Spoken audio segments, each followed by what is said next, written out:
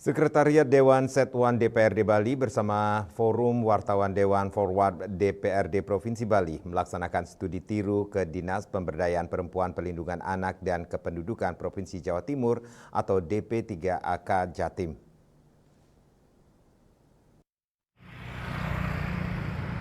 Rombongan dipimpin Kabag Persidangan dan Fasilitasi Fungsi DPRD Bali I Gusti Agung Nyoman Alit Wikrama, didampingi Kasubag Tata Kepegawaian, Humas, Protokol Sekretariat DPRD Bali Kadek Putra Suantara, Ketua Forward DPRD Bali Made Ariana, dan diikuti puluhan wartawan yang bertugas di DPRD Bali.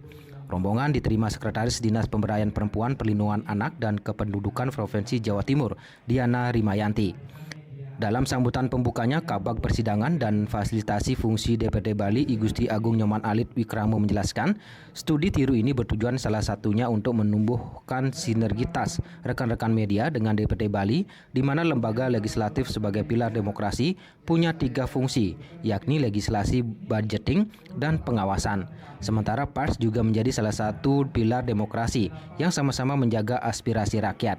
Dikatakan DPRD Bali konsen pada upaya perlindungan anak dan perempuan, di mana Bali punya perda tentang perlindungan anak dan baru-baru ini DPRD Bali sudah rampung membahas perda pengarus utamaan gender. Lebih lanjut dikatakan tema studi tiru kali ini relevan karena Jawa Timur sebelumnya gubernurnya adalah perempuan dan banyak inovasi terkait perlindungan perempuan dan anak. Sekretaris Dinas Pemberdayaan Perempuan Perlindungan Anak dan Kependudukan Provinsi Jawa Timur DP3AK Jatim Diana Rimayanti memberikan apresiasi dan menyambut baik studi tiru yang dilaksanakan Sekretariat Dewan Satuan DPRD Bali bersama Forum Wartawan Dewan atau Forward DPRD Provinsi Bali. Pihaknya menjelaskan untuk saat ini indeks pemberdayaan gender di Jatim terus meningkat dan terakhir di angka 91,85.